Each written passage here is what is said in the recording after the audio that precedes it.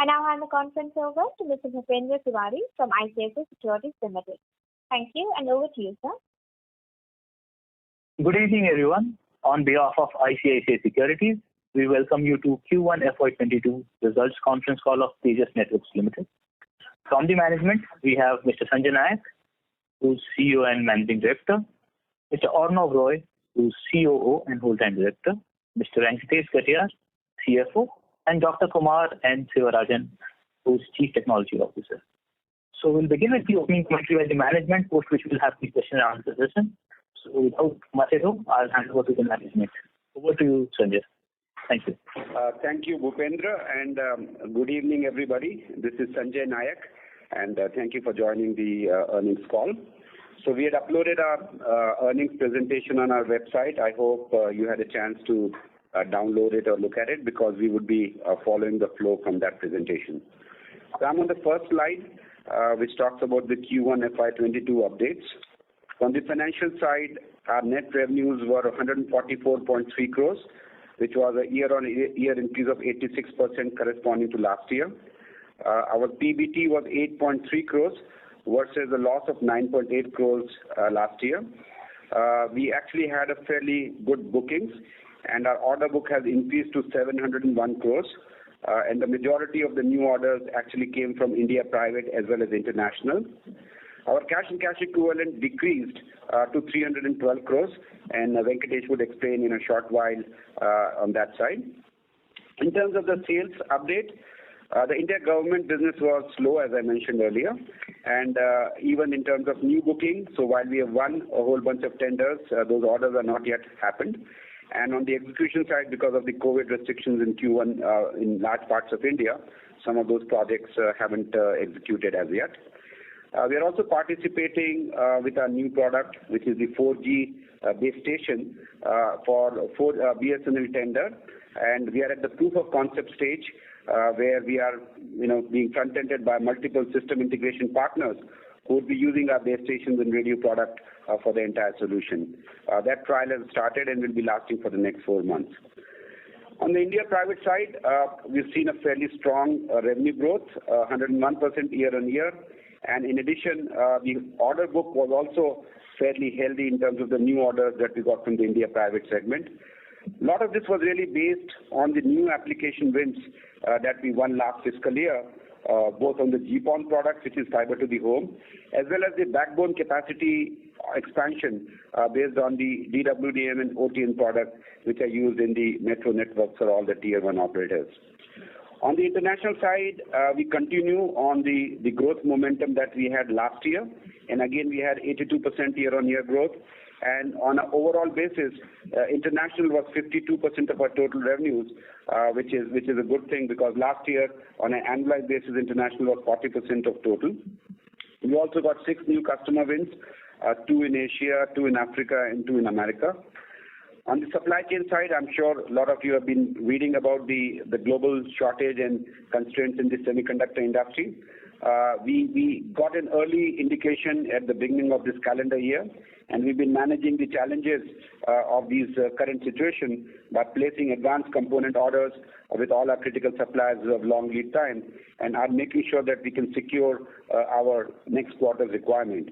Of course, this did require a little bit of committing additional cash, which is part of the reason for our working capital to be higher and the cash positions to be lower. And secondly, there have also been a little bit of price or cost increases by certain suppliers. But luckily for us, because the international business was more than half of our revenues, we were able to absorb most of those cost increases because of higher realizations internationally. And as a result, our gross margins have almost been at our steady state level. So that's kind of the quick summary of the health of the business.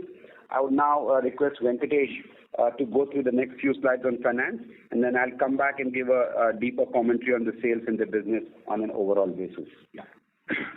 Thank you, Sanjay. Good evening, everyone.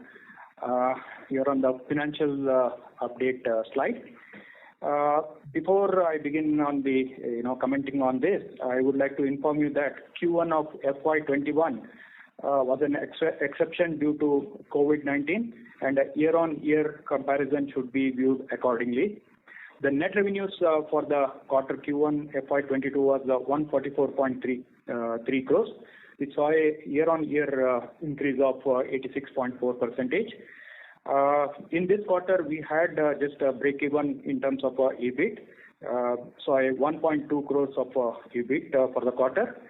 On a PBT level, we had a 8.3 crores of PBT, and on a PAT basis, we have 7.6 crores, and the EPS was basic EPS was 81 paisa per share. Next slide. On our key financial indicators, we had a net cash outflow of from our operating cash flow of 32 crores, and net worth has been increased to 1,146 crores. Inventory was decreased to 201 crore by means of decreased on a quarter-on-quarter basis by 13 crores. While our focus is to consume the inventory on a quarter-on-quarter basis, however, due to the global semiconductor shortage, we are stocking up on our long lead components to avoid any supply chain disruption. That is one of the reason we had to make the payment to some of the vendors sometime in advance, or we have to make the payments on time to secure our inventory on time. Second thing, trade receivable has increased to 447 crores, which saw an increase of 33 crores on last quarter. And two things. One is a delayed payments from our few customers due to the COVID lockdowns. And second one, the payments received from BSNL was continuously a challenging one, and it was coming in a slow pace. During the quarter, we had collected about 15 crores from BSNL, and we do expect to collect something more in the coming quarters. And on our working capital, the working capital was increased by 55 crores in this quarter, primarily due to higher payments to the component suppliers, coupled with the delayed collections from the few customers, which has resulted in the higher working capital. And we do expect to normalize the working capital over the next few quarters. Of course, the combination of both the delayed payment and the higher payments to the vendor has resulted in the cash outflow, has resulted in 52 crores of decrease in the cash and cash equivalent. As of June 30th, our cash position was around 312 crores, and we are continuing to be a debt-free company, and we have a strong balance sheet which can support of the future growth of our future growth. Now I will hand over to Sanjay. Thank you, Venkatesh, for giving the financial update. I'm on the next slide in terms of revenues by segment. So the chart on the left-hand side is our annualized revenues by the three categories that we track, which is India government, India private, and international. And on the chart on the right-hand side is the corresponding numbers for Q1 of this year. So as you can see that India private contributed almost 52% of our total revenues. International contributed around 52% of the total revenues. India private contributed around 35%, and India government was 13% of total. So if you really see out of the whole scenario, the run rate business was really 87% of total in Q1. And on an annualized basis, if I were to look at the corresponding quarter last year, it's around 89.3% growth. The India government business was slow, as I mentioned earlier, because the project execution, although we have lots of orders, the project execution on the ground was definitely impacted by the COVID situation. In terms of the new orders that we got in Q1, a majority of them, around 95% of the new orders that we got in Q1, were from private and international, and only 5% came from the government. Although we won a whole bunch of government tenders where we are L1, those orders should come in terms of purchase orders to us during the current quarter. So overall, I could say that We had targeted to make our run rate business a lot more robust and a lot more predictable, and we are continuing to head in that direction. And the Indian government business will, of course, be lumpy in nature, and as and when the tenders come and we continue to get the orders, we should be able to execute that effectively as well. Going down a little bit further in terms of the situation in India. So let me start off with the government again on an overall basis. So on one thing which is a new product that we've not spoken earlier is the 4G wireless radio access network, which is commonly called base station. So we have been investing in that technology for last many years, and that product is being positioned as a part of a fully Indian solution where all aspects of the solution, hardware, software, etc., from access to the core are Indian for the BSNL's 4G tender, and the proof of concept testing is underway. So two system integration partners have bid our products in that tender for more than the total value of the tender is going to be fairly large. Second item, you would have read in the newspapers even today morning that government has approved additional budget of 19,000 plus crores for extending BharatNet to villages as a part of the BharatNet Phase 3 program under a public-private partnership program. The global bids for that have been, released. The global tender has been released today. We believe we should have a significant play as and when these things, come to a execution stage. And these would be executed by telecom operators or other service providers who would potentially be then executing this project and then, buying the equipment of the kind that we do. The third is that in addition to the wireless portion, which is the 4G network of BSNL, they also have to correspondingly upgrade their optical backbone and the access network, which is the wireline product that we have. And there will be fairly large value tenders also coming during the second half of this year to backfill the need for building higher capacity networks for the wireless networks of BSNL. So all of that together, there's a fairly large set of business available from BSNL. Of course, all of that would be under the Make in India program and all of those things. Second bullet I want to talk about is all the initiatives with respect to Atmanirbhar Bharat and how they affect our company. So we have submitted the performance-linked incentive application, the PLI application for telecom and networking equipment category, as was required by end of June. They would be short selecting the companies and announcing them sometime in the month of August. We do believe that our application meets the required requirements, and we would look forward to how that pans out in terms of approval. The second regulation, which has come into play from 15th of June, where Government of India has mandated that only secured telecom equipment can be deployed in any network, whether public or private or cable or ISP or any kind. And so every company has to apply under the National Security Secretariat. We already applied for our products, and we believe that our product should be approved as secure telecom product, whereas products from certain countries probably will not be getting that green signal. On the critical infrastructure segment, this is a part of our business which is lots of tenders, and it's almost a run rate business. So there's been, again, like in previous quarters, lots of tender wins in Q1, and we should be expecting orders from that. In addition, RailTel and Power Grid do have a few large tenders that are on the anvil, which should be tendered in Q2 or Q3. And again, since they are under the Make in India program, and these are our customers, we are long-standing customers for them for many, many different years. We believe that if you take the entire India government as a funnel, there's a lot of business opportunities which are available to us, which as the year progresses will cook. Some of it will be executed this financial year, and a lot of that, given where we are, could be for next financial year. In terms of the India private, this has been a sector that we've been very happy about in terms of the progress that we've been making over the last few quarters.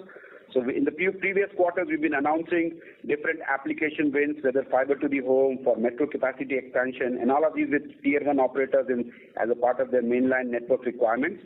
So we're very happy to say that some of that has started to flow in the form of business. So the metro capacity expansion projects have started to give us good order inflow as well as the revenues in the first segment, and this is for both 4G expansion as well as for in preparation for 5G in future.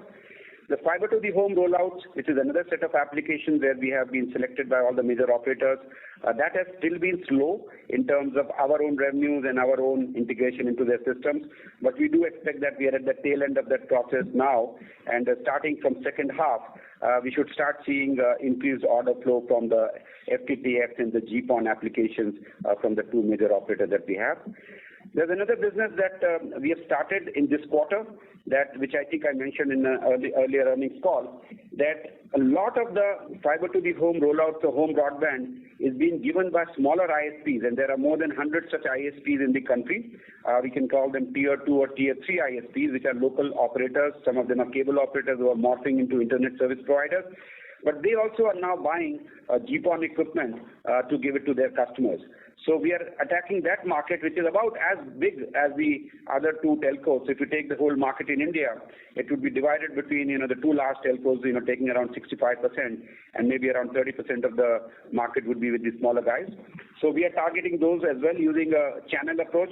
So rather than going to each and every one of them directly, we are appointing distribution channels, system integrators who are local, state-wise, and region-wise specialists in these kind of things. And we have set the first set of distributors have been signed. They have started to give us initial orders, and we do expect that this part will also become almost a run rate business going forward, and it can be a fairly good business for us. So overall, I would say that India private possibly could be one of the fastest growing segment among the three segments of our business during the year. Coming back to the next slide on the international, again, we have 4 regions that we are focusing on. Africa and Middle East region is the one which did extremely well last year, and it is continuing to do well this year. If the indication of new order flows and the revenues for Q1 is any indicator, and we continue to see a lot more repeat business from our existing tier 1 customers who are large operators for WDM products, which are 100 gig, 200 gig, and so on, high capacity backbone network. So we are doing extremely well there. And basically, what's happening in Africa is that all the major carriers are upgrading their network capacities to address to the higher bandwidth demand from web scale companies, the big guys who are setting up large data centers in Africa, and also for the impending 5G rollouts. And clearly, because of the geopolitical concerns, they are diversifying their customer base, and there's a requirement for many of them, especially if the end customer is a US company, to give them bandwidth on trusted equipment. So overall, I would say Africa continuing to do very well, and we expect this year will be a good year for Africa as well. South and Southeast Asia, again, this has been a territory that we have been operating for a while, and we had good success last year. We again feel that fixed wireless access, one large network we had won last year, and fiber to the home product for broadband rollout is again the application where we are doing well. And we continue to see good traction from this region, and we expect again decent growth this year in this segment as well. Americas was a region that did not deliver us the results last year. However, we've been continuing to focus. We've been investing into the region, and we have a direct sales force team working there. I'm happy to say that we starting to see that region turning the corner. So we started to get some good orders initially. We've also seen some initial success, I would say, not large success yet, in terms of fiber to the home rollouts in rural areas who are using the very large amount of US government funding available for rural broadband rollouts. It's tens of billions of dollars of funding which is available, and we have started to get a little bit of success in that market. Mexico again was not performing last year, but this year we have started to see good business momentum picking up. And overall, I expect that in terms of the revenue impact, America should see a decent revenue contribution during the second half of the year. Europe and CIS countries, we started late last year in terms of hiring some local salespeople, both in Europe as well as in Russia. So they have started to do a good amount of branding and positioning of the company's products among multiple operators. So I would still say that we are in a business development mode, although we have responded to a lot of RFPs and there are pretty decent sales engagements, primarily again for fiber to the home and DWDM products. So I would again expect that Europe and CIS meaningfully should start contributing in the second half of the year. So overall, if I were to look at the international, we had good growth in the last financial year, And if Q1 is an indication of the set of things, we expect to continue on a similar growth momentum during the current year as well. Of course, with a larger revenue base, the numbers will get moderated to some extent, but at least from a growth and directional angle, we do see positive signs on the international side as well. The next slide is just a recap of the applications where we are winning, just to make sure that everything that I said comes into the right context. So on the access side, now we have two sets of products. One is the wireline products, which is the GPON and the carrier Ethernet and those kind of products. In that same category, with the launch of our LTE base stations, which is the 4G product, which will in future be upgraded to 5G as well. We also now going a wireless broadband play in that segment of the business, and that basically opens up a relatively large market opportunity for us as well. The BSNL tender is one large such opportunity that we are working on, and we're going to be closely monitoring how that proof of concept and everything else goes.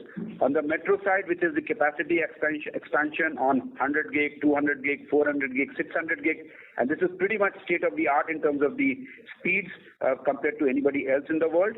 We are again very happy to say that this has been the growth driver in Q1, both within India as well as outside of India, in terms of private operators and large carriers who are now trusting our products in expanding their metros. And if you know, metro expansion is really the big area for a lot of the growth, especially when more bandwidth hungry applications are coming, and with 5G coming in and driving a lot more bandwidth, the metro networks have to be very high capacity and robust, and we are well designed into that segment of the business, especially with the WDM as well as the OTN technology. And OTN technology, again, just for simplifying it for many of you, is the low latency technology, which means for 5G you need low latency networks which have which do not have a lag in the network. And we really are I would say having a very, very strong portfolio on the OTN products, which is again winning in many tier 1 customers both in India and outside. The last part is really the critical infrastructure, which is the switches, routers, as well as the transport and other elements that companies like rail, oil, power, gas, smart cities, surveillance, and all of those things need.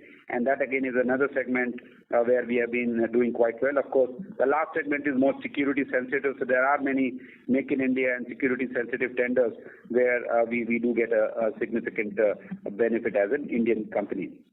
Overall, we continue to focus on R&D.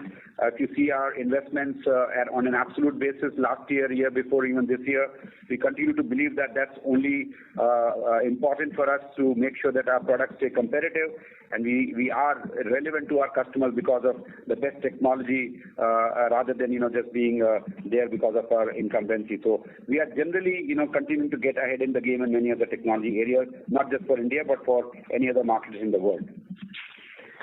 I'm coming now to the last slide, just summarizing, and then we'll open it up more for questions and answers. So really, in summary, I would say we are on track. So last year was a good growth year, but we must acknowledge that we are not yet there in terms of where our revenues were, say, 2 years back or 3 years back.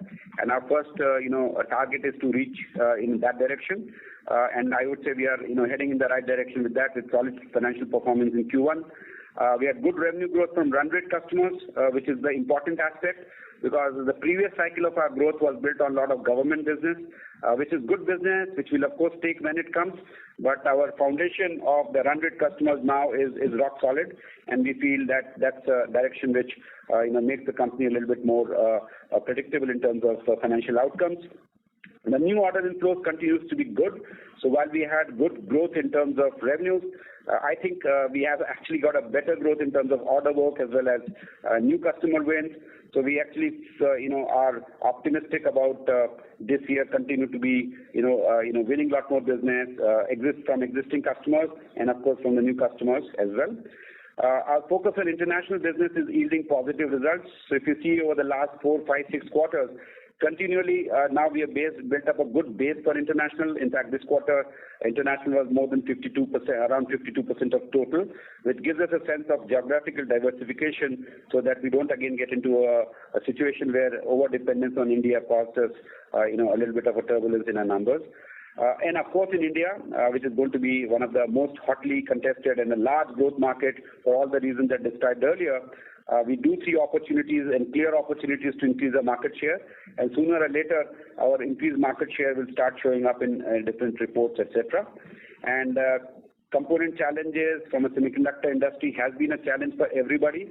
The only thing we have been able to do is monitor the situation closely, make early enough investments, secure components, even if it means paying a little bit more, but make sure that our supply chain continues to run smoothly. We have done okay job in Q1, I would say. It's not as good as we would like to, but I'm pretty sure that Q2, Q3, Q4, we should be able to do better than that.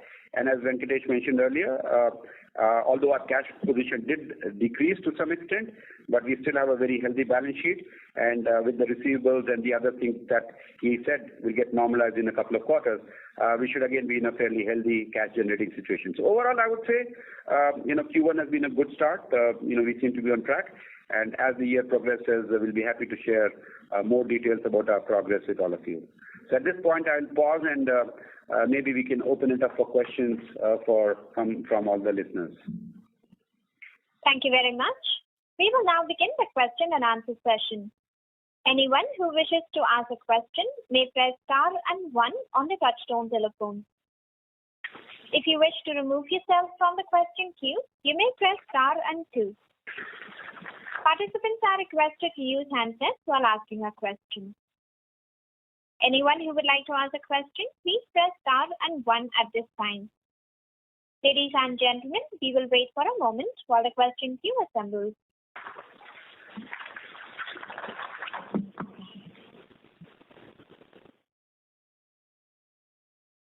The first question is from the line of Mukul Garg from Motilal Oswal Financial Services. Please go ahead. Hey, thanks. Sanjay, I would probably start with the last comment which you made about doing an okay job in Q1 and expecting better in Q2 to Q4. So just a bit of a clarification around the Q1. Can you quantify the impact of lockdown and chip shortage on both revenues and margins, and the impact of advance payments on working capital? So I would say that internally we always have a baseline and a upside number that we would like to do. So of course we hit the baseline number. There definitely could have been so if you see the order book that we started the year was around 679 crores. So we had enough orders to execute both in Q1, Q2, and so on. So it was really a function of 3 things actually.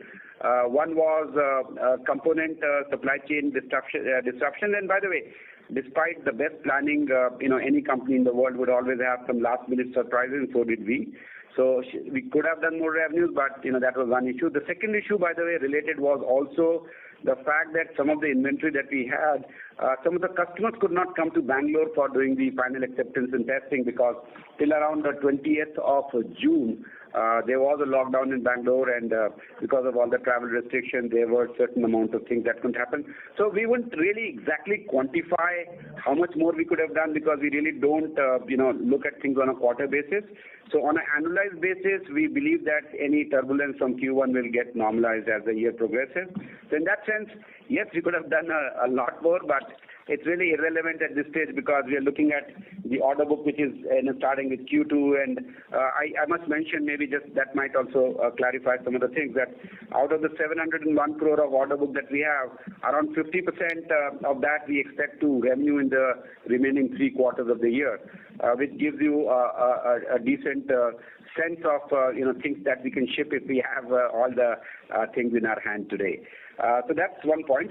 Coming back to what's the impact on margins and working capital, I think, yes, there have been cost increases on certain components, not just for us, but for everybody in the world.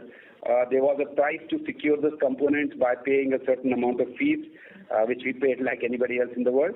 But despite that, I think the fact that we've been able to hold on to our gross margins are almost around plus minus 100 basis points of what we usually do, gives us comfort that there will always be a little bit of a quarterly turbulence in terms of any particular customer, India versus international, or some in a tactical increase in component pricing.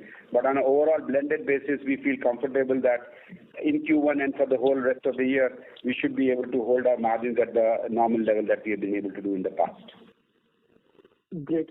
And in terms of again coming to margins, this quarter the impairment, the DNA was the highest portion of revenue after FY20 when you took an impairment.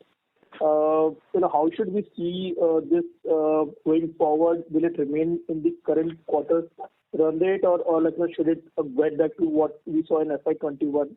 And finally, if you can just kind of clarify on the PLI side, what capital commitment would you be making given that they have this requirement of at least 100 crore investment? So let me start with the last question first, because there's a whole stack of questions. I remember the last one first.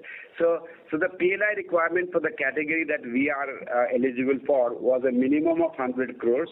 So all I can tell you that, of course, our application for more than 100 crores, and this is over a 5-year period.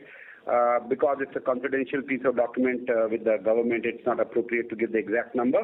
But since we are eligible under a certain category, the threshold of that was 100, and we, of course, crossed the 100. Coming back to the second question that you had about the gross profits, I think we are, as I said, we are almost at a steady state level.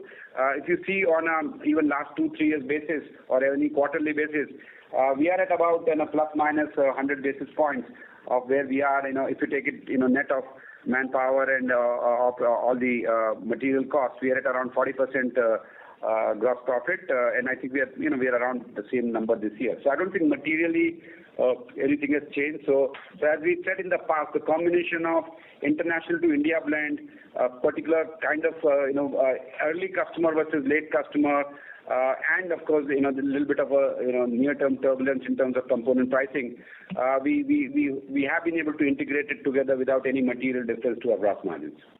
No, Sanjay, it was around depreciation. Maybe Venkatesh can highlight why it jumped up QQ. Depreciation, I don't think we had any.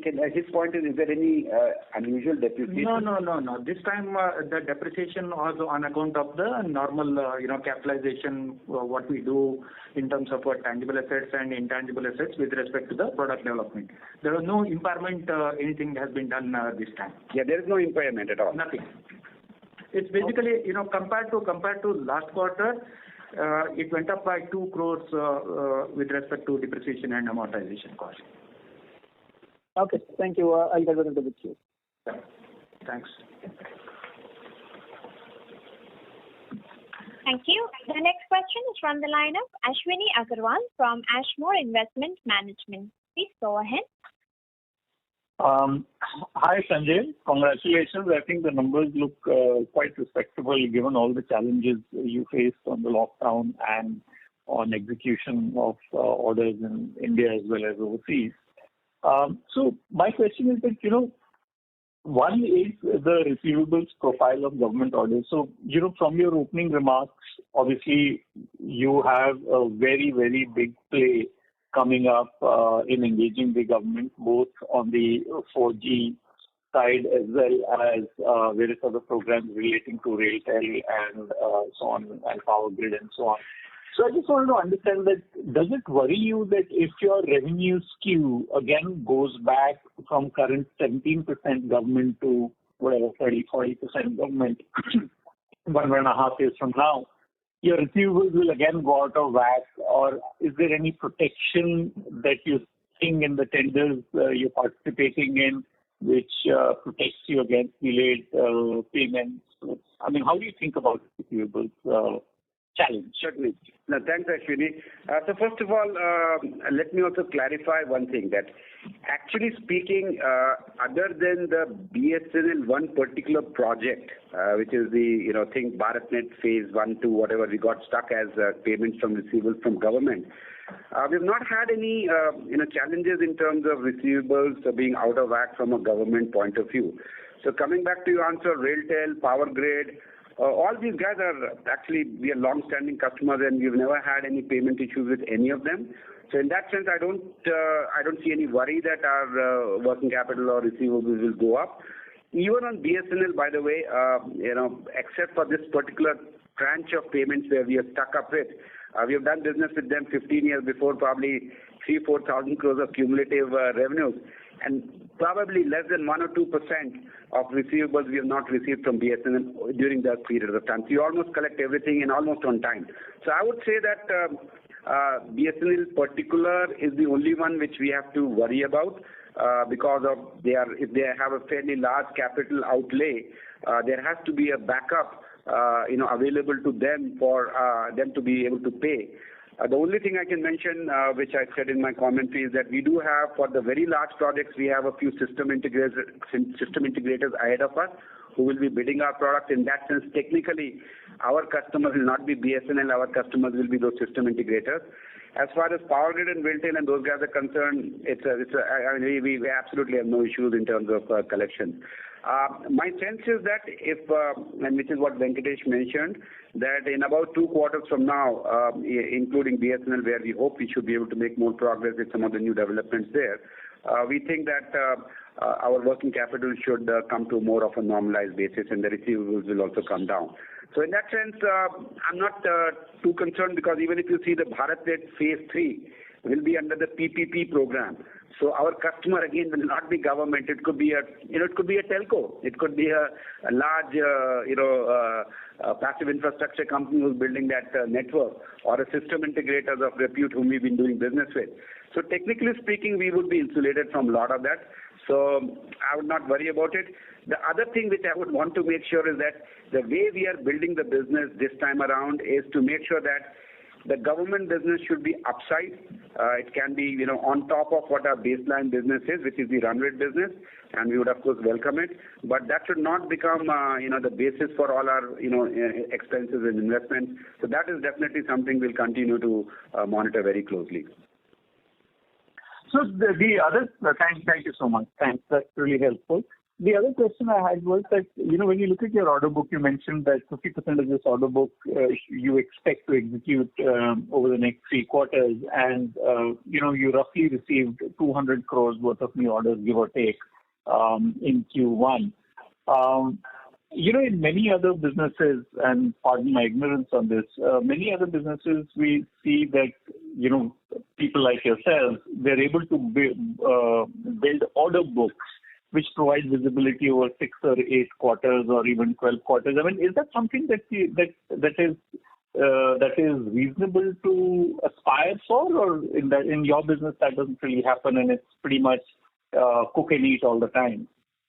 Yeah, so actually speaking, it's a good point you raised, and maybe this is a good time to kind of give you clarity on that. So the way our business is, the most repeatable business that we get, which is the recurring business we get from existing customers, which we call run rate customers.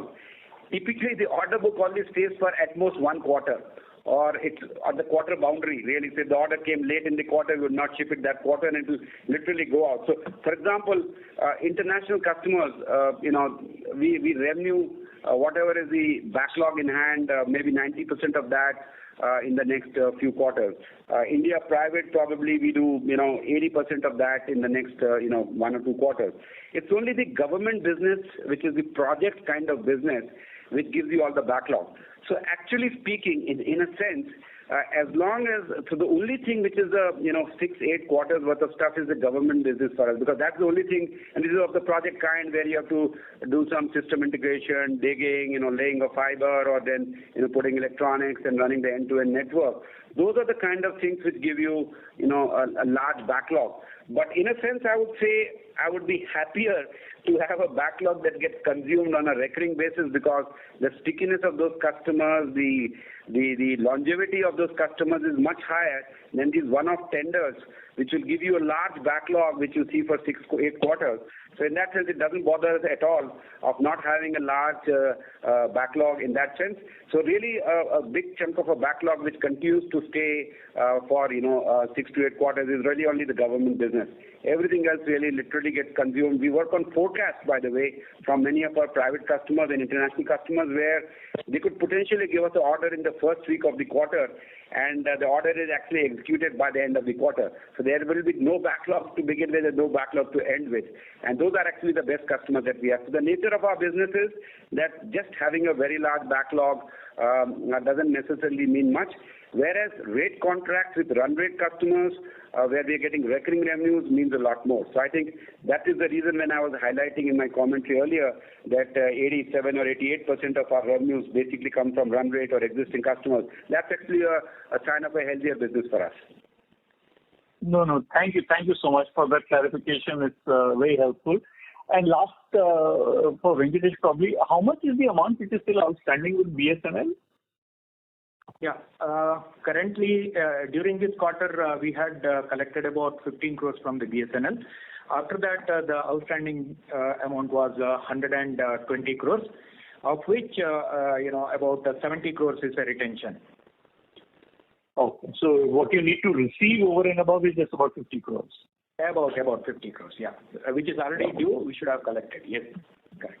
Okay. And we do have so thank you so collect this, the outstanding in 1 or 2 quarters or so. Okay, great. No, this is great. Thank you so much. All the best, guys. Thank you. Thank you. The next question is from the line of Pratik Kedia from Kedia Securities Private Limited. Please go ahead. Hi. Thank you for taking my question. Just in regards to our association with TCS, it looks like a path-breaking opportunity for the company of our size. But just want to know what is the opportunity size? How big is this opportunity, and how would this convert into revenues? And also, if we are also seeing more associations and alliances with other companies, like Tech Mahindra or these kind of companies, please. So good question. So as I mentioned, the BSNL 4G tender that for which we have filled out an expression of interest, and as you said, it's publicly disclosed by BSNL that the couple of system integrator partners who have been taking our technology and bidding, one of them is TCS and the other is ITI. So these are the two people who have taken Tejas wireless technology and have put in the expression of interest for which the proof of concept process has started. So yes, our objective again was that for very large projects, we would prefer to work with the system integrators like we did in the case of some of the army projects or even some of the state BharatNet projects. Coming back to the size of the opportunity, a pan-India network for BSNL for which they plan to do this tender is going to be a very large opportunity. They have, I think this expression of interest is for, 57,000 base station sites, which could mean, 8-10,000 crores worth of order to the system integrator. Of course, if L1 would be maybe some fraction of that because it will be split between multiple parties. So I think it's a fairly large opportunity, but the way we see things is that it's a step-by-step approach. We had to have a product which is world-class, which meets the specifications, and we have to go through the trial process, which has started. The only thing we feel proud about it is ours is a 100% indigenous Indian solution with all the technology available within the country. On a longer term basis that gives more comfort to the government, and of course as the process progresses we would get a better visibility of how the whole thing will pan out. But at this stage we are really taking it one step at a time, and yes, it is a largish opportunity, but we have to play it as it comes. Right. And just one thing more, in regards, like we are already working with Jio as well.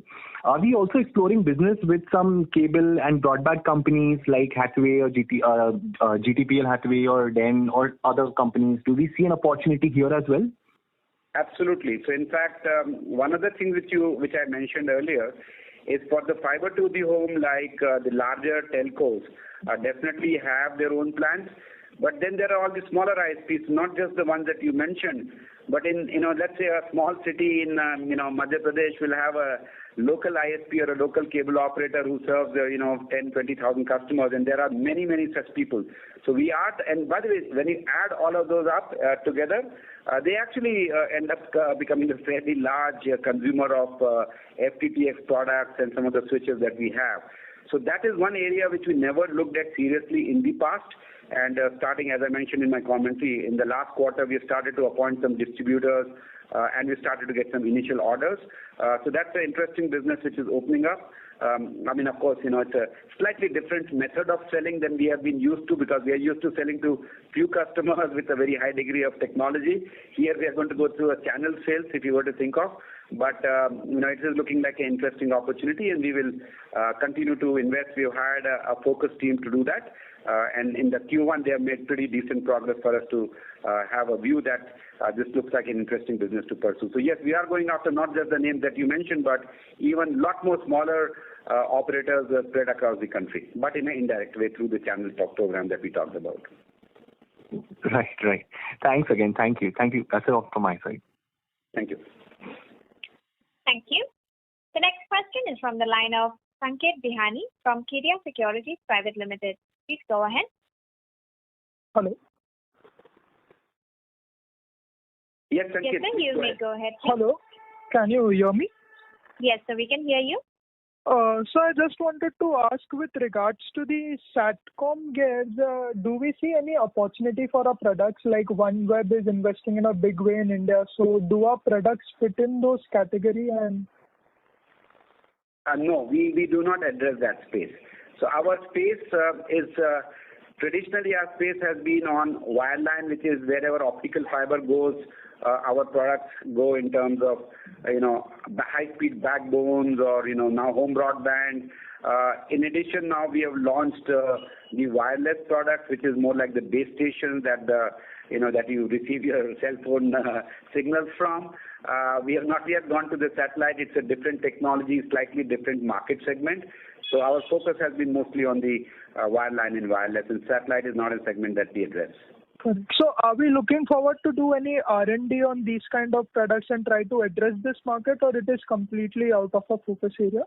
I think if you see, our hands are already quite full in terms of technology with the product that we have in the focus areas we have. I, of course, did not put it into these slides because we have discussed this in the previous, earnings calls. I mean, just the wireline products that we do today, which we have products today, which we can address, is almost like, $9-10 billion worth of opportunity. On top of that, now you start opening up the wireless opportunity. That adds up a significantly large number. So I think the addressable market with the products that we have is already huge, not just in India, but outside of India. So our first challenge is with the products where we already have done huge amount of R&D over the last 5, 10, 15 years. We want to maximize our sales impact and really become a much bigger player in terms of market share in those segments. Once we have come to a situation where we feel that we have more growth opportunities, then we would think of investing into new areas, because anytime you invest in new areas, it will be 2 or 3 years of R&D lead time before you can get your products in a competitive enough form to compete with the best in the world, and then you have to start building business. So I would say we have with the product portfolio we are quite, it's a very large TAM. Our objective is to play in those spaces, make ourselves more competitive, and also sell a lot more of them, not just in India but outside. Sure, got it. Thank you. That's it from me. Thank you. The next question is from the line of Sangam Iyer from Consilium Investment Management. Please go ahead. Yeah, hi, Sanjay ji. Congratulations on a good set of numbers. Am I audible? Yeah, thank you, Sangam. Yeah. Sir, I just wanted to understand, given that, you made two comments initially. One was the fact that the incremental quarters would be better than what we have executed in Q1. Now, given the challenges that we have seen in Q1 with regards to lockdown, what is the situation with regards to the inventory going forward that gives us the comfort for the coming quarters? My background being, when we look at the countries in Southeast Asia from where the components do come in, there is lockdown that's imposed in certain areas. So is there an issue that's there that you can foresee in the near term, or do you think that given the inventory that we would have currently, it's sufficient for the next couple of quarters or so without much of a problem?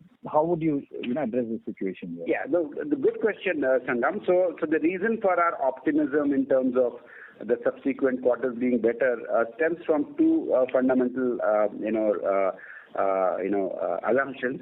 Number one, the order book and executable POs for which customers are actually demanding a lot more equipment from us sooner is pretty decent. I mean, if you look at the order book at hand and the run rate orders which are coming in, so that seems like a base covered, which means we have enough business that we will get. Then the second part comes back to what you said, which is that do we have enough components and what's happening in Southeast Asia, and there have been some lockdowns. So primarily the shortage of components in the world is semiconductors. And that primarily, TSMC in Taiwan is one of the foundries, Samsung in Korea and a couple others. So I think from the way we see things is that our component suppliers are almost all of them are US sourced companies who have been having long-term contracts with all of these guys. What happened, and the reason for a little bit of a hiccup, was that in January, February, suddenly because of the component problem got amplified in the world, component suppliers immediately shifted from a lead time of say 12 to 16 weeks to 40 to 52 weeks. Okay, so that first transition happened in the month of January, February, around that time. So even though we took corrective actions immediately then, with that in mind, of course, all the pull-ins or all the, distortions in supply chain are not easy to cover within a 4-month period, as you can understand. But as the year progresses, we have been able to now, secure those components, and we have, delivery plans from those suppliers. We have reached out actually to the global top management of most of our key chip suppliers. And we seem to get a disproportionate attention compared to our size because we are the leading company in India. So if any chip vendor long-term wants to play in India, we are their best vehicle. So as a result, we have been able to secure what is being commonly called as allocation from their existing stock based on our stature in the Indian industry and the kind of customer profile and the growth profile that the company has. So combination of all of those things based on the plans that we are seeing from our suppliers, we have a reasonable amount of comfort that upcoming quarters will be good. The only downside is that there can always be a situation where say last 15 days of any particular quarter, suddenly there's a lockdown or the airlines are not lifting material, and that's something which is hard to of course anticipate. We will of course not leave everything for the last, but I would say barring those kind of situations, we are trying our best to manage the supply chain fluctuations, but this is a continual and ongoing process. If you talk to my supply chain head, he will always say that, every day is a new challenge, but so far we've been able to manage and placed enough orders enough in time, and the lead times and the dates we are getting from our suppliers seem to be reasonable in terms of what we want to achieve. Great, that's wonderful. Secondly, on the order book, how much of an impact has this lockdown or the delays been in terms of the conversion of the funnel into order book? Because after 2-3 quarters of strong 190-200 crores of orders that we had, at least 2 quarters of 200 plus, and even Q1 last year was 190 odd crores. We are at 166, but it's good per se. But when I look at the track, run rate that we had achieved of 200 as a benchmark, was there any?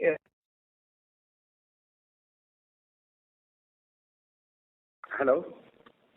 Ladies and gentlemen, we seem to have lost the line of the current participant. Yeah, so maybe I can just answer Sangam's question for others' purposes. So actually, if I count the orders which came in the first week of this month, we've already again crossed 200 crores order book. So in that sense, I don't see any slowdown in terms of the new order inflow, except that sometimes things don't happen exactly at the end of the quarter. So I would, at a macro level, feel that the order inflow continues to be in line with what we have seen in the past. And, the only impact of which I mentioned earlier is that the tender wins, the government orders, of course, because almost for 2.5 months of last quarter, most of the government offices in India were closed or working with very low capacity. So those order conversions got affected. But, if I were to kind of again say just slip out by a week or so, I mean, we are in the same order run rate that we have been in the previous few quarters. So I won't see any cause of concern there. Maybe Thank since you. Sangam hasn't joined in, you can take the next question. Yes, sir. Thank you. The next question is from the line of Abhishek Basumalik from Intelsense Capital. Please go ahead. Thank you. I have a couple of questions. First one is, can you please talk a little bit on the Huawei opportunity? I mean, we understand that Huawei had about 36% market share compared to around 15% that you had. And how would that change now, if it is going to change, and what are you expecting in the near future? Let me just understand. You said who has 56% market share? 36%. Huawei used to have Huawei. Okay. So your question is that Huawei, the Chinese companies, had a certain market share in India, and going forward, given the new government regulations, what would be the impact of their market share going away on potentially our market share? Is that your question? Yeah, I mean, how would it help us? Absolutely. Okay, good question. So in fact, as you would have heard, I mentioned in the context of Atmanirbhar Bharat, one of the new rules which has come into play with effect from 15th of June, which is just a few weeks back, is that any equipment that any operator deploys in India has to be from a trusted source and from a country that India has green signaled. So many of those vendors from certain countries may not get their certification for trusted sources, and operators will be not replacing, but any augmentation of capacities of that market share will go to someone else. That is partly the reason when we mentioned earlier, when I gave the commentary, that we expect our market share in India to improve, was partly because someone is going to fill up the hole that will be created. Some of it could be us, some of it could be incumbent vendors from US or Europe, but that's something which is likely to happen. We definitely feel that we do have a good shot at improving our market share. How much we improve, how fast we improve, is all going to be something that we'll have to see as quarters progress.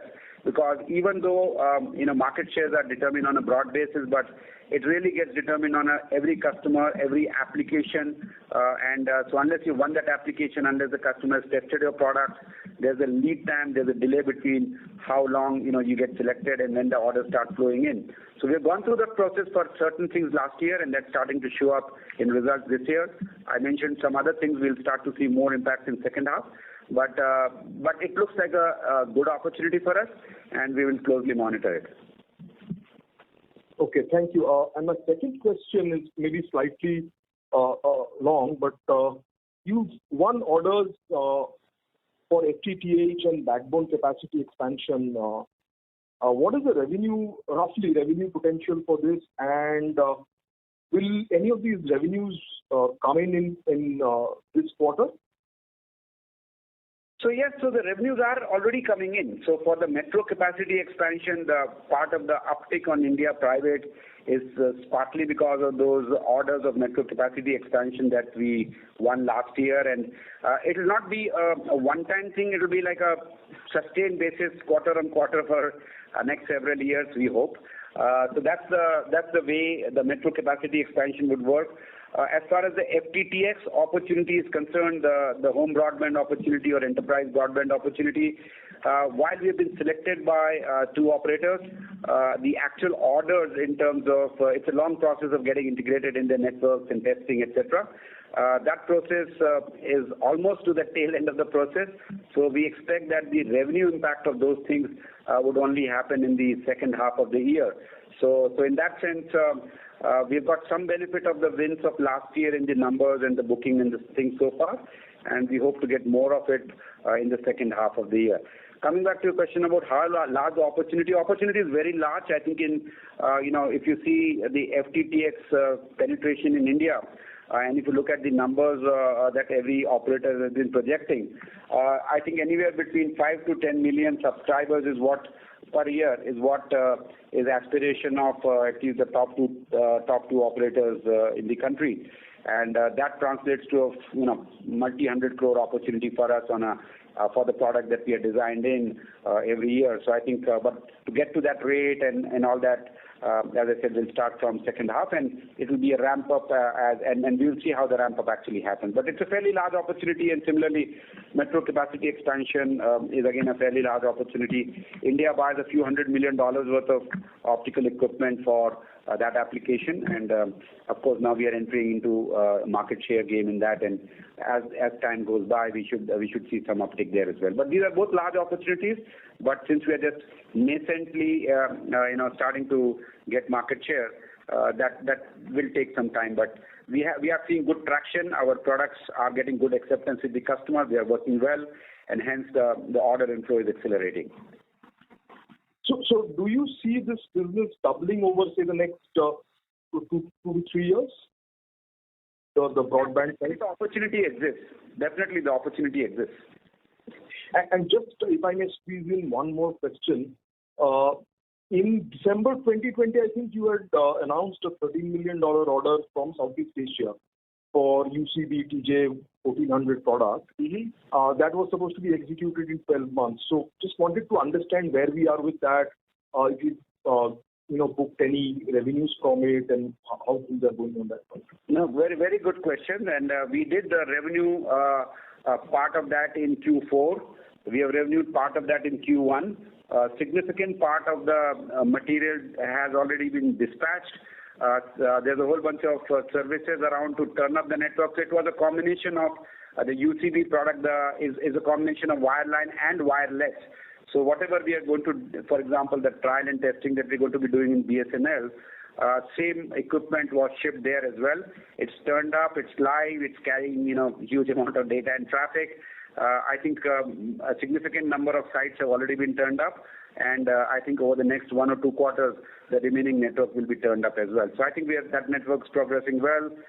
We actually expect to get repeat orders from that customer in the second half of the year, and that's something which I can say about that project. Okay, thanks. I'll join back in the queue. I have a few more questions. Thank you. Sure, thank you. Thank you. The next question is from the line of Ashwini Agarwal from Ashmore Investment Management. Please go ahead. Hi, Sanjay. Thank you again for the opportunity. So I just want to focus a little bit on the long-term aspirations in the European and US markets for yourself. The sense I have, and I could be wrong, is that in Africa at least you're dealing with all the large network operators, and in India you're dealing with the 2 big ones who are very well-known entities globally. So is that helping you kind of start conversations with the big telecom carriers in the US and Europe? And in your opinion, how long is this sales cycle? Or is this business something which is too esoteric and very difficult to break into? So, good question first of all. So let me break the problem into 2. Do we have the right products for addressing the tier 1 operators in those countries? And the second part is, do we have the right sales, market access, or their way of doing things to be able to crack those accounts, and how long those take? The real problem is that those operators have very strong incumbent suppliers. Just to give you a sense, if you take a tier 1 operator in the US, any of our competitors who do business with them, and they do about $500 million of revenues from one of them alone, okay, for example, for our kind of products, right? They would have like 300-400 sales people, support people, just supporting that account. They would have probably a couple of 100 people in R&D, just doing those little bits and pieces and every last level of detail that those guys need. So I think rather than, and given where we are in the size of our company and growth aspirations, etc., we felt that it is not a good time for us to go and address those guys because of and by the way, that even from the day 0 of engagement that you start with any of those large tier 1s, it could be anywhere between 12 to 18 months or 24 months before you get the first dollar. And you would be required to probably spend $5-10 million just to even get into the labs, do the trials and all that. So we have started to engage with some of them in a smaller way. But what we feel is a more practical strategy for us is that, like in India, I was telling that there's this small ISP market and which is large market. In the US, if you even take the top 3-4 guys, the remaining guys, tier 2s and tier 3s in the US, is a very large market opportunity. And that does not require 12 to 18 months of time. That does not require us to have 400 people R&D and sales team to manage that. So we are going after that market. We have fairly sweet spot product for that market. We're starting to see initial success, except US is a very large country with maybe 500 such tier 2, tier 3 operators. So even if you put a sales team of 5, sales, 5 pre-sales and 5 support people, you can only cover so many of those.